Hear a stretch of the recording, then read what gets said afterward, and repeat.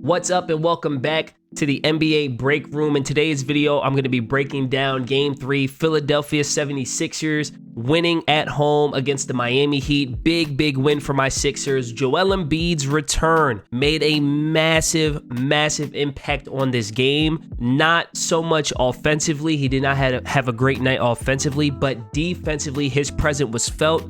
It was felt immediately, and I think that there wasn't a player that felt that presence more than Bam Adebayo, who has been absolutely crushing the Sixers in the first two games. Had a rough night last night, and I do not think it's a coincidence. It is when Joel Embiid returned to the lineup. Before we get started, gotta give a shout out to a couple of my members, KD Vicious and Ricardo. Thank you for becoming members. You too can get a shout out in these videos by becoming a member. Click that link in the description below. We take a look at this clip here. Right there, you get that pump fake by Bam Adebayo. Bam was not pump faking in the first two games of this series, but having that presence, Joel Embiid in there, he forces a pump fake and now he's turning the ball over. Bam Adebayo really struggled against Joel Embiid in this game. Here's a clip here where Bam Adebayo and Kyle Lowry are going to play a little two-man game, right? He's going to run to the basket. You get the lob, but because Joel Embiid is in there, you get a turnover, right, or a missed layup. Throwing the ball over Paul Reed is a little different than throwing it over Joel Embiid. You get the missed layup, and the Sixers are off and running. This right here is a great clip, a juxtaposition of Bam going against Paul Reed versus Bam going against Joel Embiid. Take a look at this possession here from Bam Adebayo. He's going to drive right. He's even going to initiate some contact, create some space, and be able to knock down that jump shot. One of only two makes that he had all game long.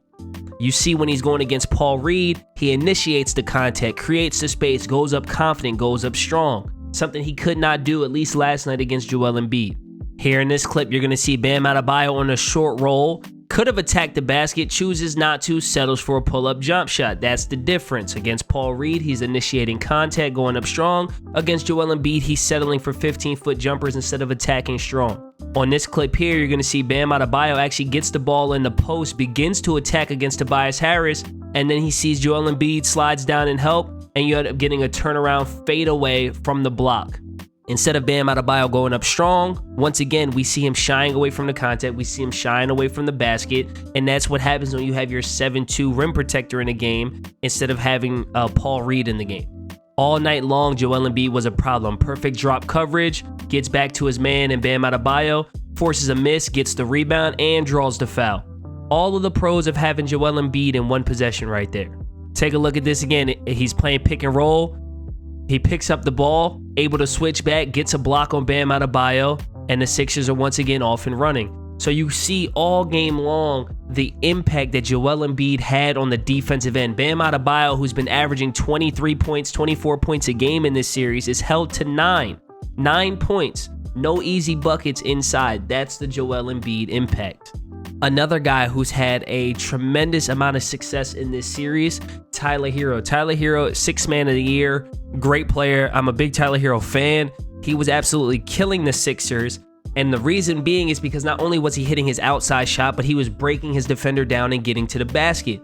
Again, it's a little different getting to the basket when Joel Embiid is in the game, and here's a perfect example. You'll see Tyler Herro beat his man off the bounce, but instead of going all the way to the cup, you get a floater.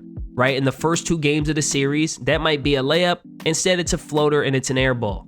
Here's another example right here. You're going to get a pick and roll with Tyler Herro and Dedmon. And right there, snaking the screen, stopping at the elbow. In game 1 and 2, you just can't help but feel like this was going to be a Tyler Herro layup. Instead, gives it back to the big, gets the rescreen, and he hits this shot, but it's a tough shot, and that's all you can do against pros is make them work for it. You cannot give them easy looks at the rim, and I think the biggest difference between the first two games and this game, the Miami Heat did not get all those easy looks at the rim from Herro, from Dedmon, from Bam Adebayo, even Jimmy Butler, who had a tremendous night, didn't get as many easy looks at the rim, particularly early in that game when Joel Embiid still had his legs under him. Now let's talk about the offensive side of the ball. Offensively, the Sixers did a lot of what they've already been doing. It's just that their shooters made shots. Here you're going to see Tobias Harris backs Kyle Lowry all the way down to the post. He draws a second defender and Max Strus, and you'll see Danny Green relocates to the corner. Tobias Harris finds him, and he knocks down this shot, right? Now, this is no different than they've been doing, but tonight they made shots. This here was one of my favorite possessions of the night. You're going to see Tyrese Maxey is going to kick it to the corner.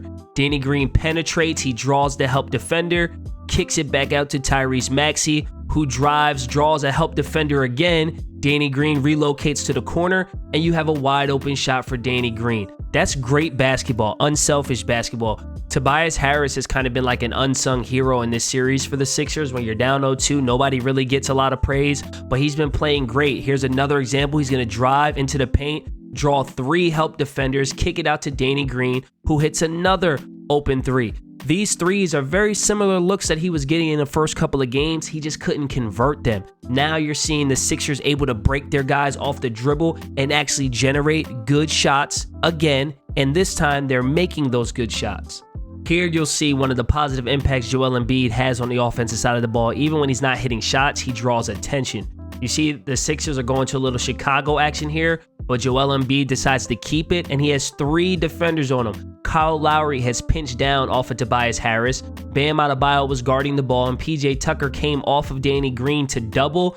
Joel Embiid makes the right read, kicks it to the corner, and you get another 3 from Danny Green, who hit 7 threes on this night. Tyrese Maxey went off in the second half. I mean, up until this point, 2 minutes and 56 seconds left in the third quarter, Tyrese Maxey did not have a single basket. He didn't score at all. He was 0 for 3, and then he just went off. Here you have Tobias Harris once again backing down his defender. He draws that second player in Tucker, kicks it out to an open Maxey, who does the rest and knocks down the open shot. This play here is a great example of just the effort that Philly played with all night. I felt like there were times in game 1 and 2 where Philly just wasn't playing that hard, but you get the missed 3 from Harden, ball gets tipped around a little bit, and they actually come up with a 50-50 ball. Tobias Harris kicks it out to the open Tyrese Maxey, who bangs another 3. Tyrese Maxey with the cut here through the lane, relocates. You get the rip, and I don't even know how he was able to keep his balance. You got guys on the Heat bench calling for a travel, and he's able to make the tough floater over the top of Bam Adebayo for 2. I think a lot of talk has been made about James Harden and his lack of play. I actually think James Harden has been playing fairly well, not as great as we're used to seeing, but not nearly as bad as everyone's been saying. The difference is some of his passes, some of his shot creating, those shots went down tonight. Pick and roll, Joel Embiid. In previous games, he's throwing this to Paul Reed. He's throwing this to DJ, who aren't converting. Now it's Joel Embiid, and he's able to finish this, and now James Harden has an assist. I think this play is a perfect example of that right here. James Harden creates a wide open shot for George Niang in the corner. First 2 games, he shot about 1 for 10 combined, and tonight he actually hit a couple of shots, and you get this little fake double screen, drive, kick to the corner. Niang makes the shot. In the first 2 games, Niang misses that shot. James Harden played terrible. Tonight, he made that shot, and now it makes James Harden look good. Now it looks like James Harden is creating shots, even though he had been doing that. Guys just weren't making shots. Another great example here. James Harden breaks Tyler Herro off the dribble, dump down to Thibault, and he makes a layup. The difference in James Harden's game in the first 2 versus game 3, it's not that James Harden all of a sudden became a better player. It's not like all of a sudden he started just magically playing better. No, guys started making shots, and he was getting foul calls. He went to the line 8 times in the first half, whereas in the first 2 games, he couldn't buy a foul call. All of these things contributed to the Sixers winning by 20, and Joel Embiid made a massive impact defensively, but offensively, it wasn't so much Joel Embiid making the impact, it was Niang hitting shots. It was Danny Green hitting shots, Thibault making his layups, right? The shots that James Harden was creating were actually turning into makes instead of misses. That is what allowed the Philadelphia 76ers to become successful and win game 3. If the Sixers continue to make shots and they continue to defend and rebound the ball the way they did in game 3, all of a sudden you have a series. But if the Sixers go back to missing shots, they're in trouble, because this is a make or miss league. If you're not making shots, you're not winning games. Doesn't matter who's on the floor. What do you guys think? Sound off in the comment section below. What do you think was the #1 difference between the first 2 games and game 3 for the Sixers? I think it was Joel Embiid's rim protection combined with the fact that they actually made shots. But I want to hear from you. If you liked the video, don't forget to like the video. Of course, subscribe to the channel, turn on that bell so you know when I'm dropping new content, and become a member today. Link in the description with all the perks listed below. I will see you guys on the next one. This has been the NBA Break Room. Peace.